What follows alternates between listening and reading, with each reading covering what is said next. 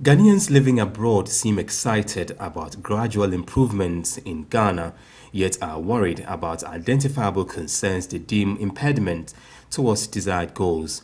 In an interaction with President Mills, the Ghanaian community in Ottawa, Canada touched on a wide range of issues. Take your car from the harbor, the duties you have to pay is more than the car you purchase from here, including the shipment.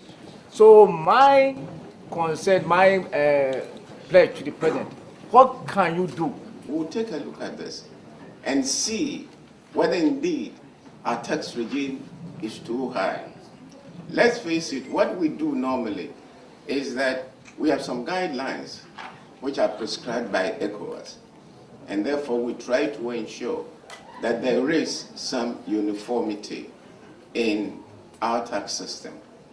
We hear that you are trying to provide 200,000 houses for the masses, and in so doing, you had contracted the provision of houses to STX in Korea, which in fact defeats all purposes of indigenization.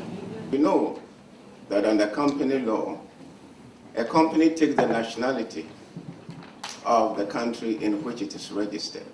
So truly speaking, it's a Ghanaian company. Even under STS, the arrangement was that, yes, you are giving into the STS Ghana Limited, but they were going to use Grader and other Ghanaian experts in the housing industry to construct the houses. Now I believe that the way it's even clearer for the involvement of Ghanaians.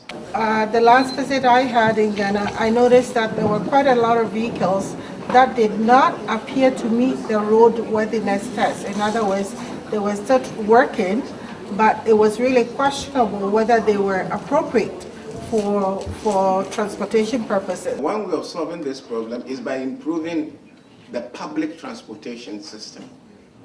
But public transportation will only be used if it is regular, it is reliable, and it is efficient. What are some of the specific plans you have in place to attract some of the talent that we have here to bring us back home? Because you can't imagine the number of expertise and educated Ghanaians that live abroad who will love someday to go back home. Once we have tackled the infrastructural development of the country, that will in itself serve as an attraction to many of you to come back to Ghana. We tried this some time ago.